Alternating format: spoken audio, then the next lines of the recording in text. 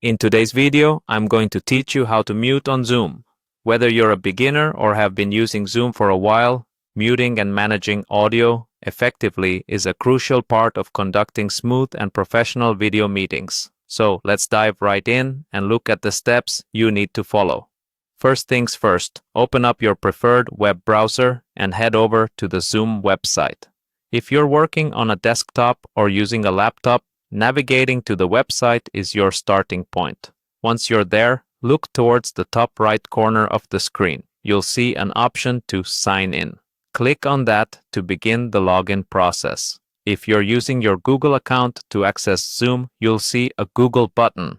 Give that a click and select your account to log in. This is a quick and seamless way to get started without having to remember another set of credentials. Now that you're logged in, it's time to head over to your meeting. You can either join a meeting that you've already been invited to or start a new one. Look for your meeting invite or start option and proceed to enter the virtual meeting space. Once inside your meeting, direct your attention to the bottom left corner of the Zoom interface. It'll have an icon resembling a microphone. This is your audio icon. Clicking on it will mute or unmute your audio. So, if you're in a situation where background noise might interfere or you simply want to reduce distractions for others, tap the icon to mute yourself. But what if you want to mute other participants or perhaps manage the overall audio settings of a large group? You'll need to find the More option at the bottom of the screen. This will open up additional settings.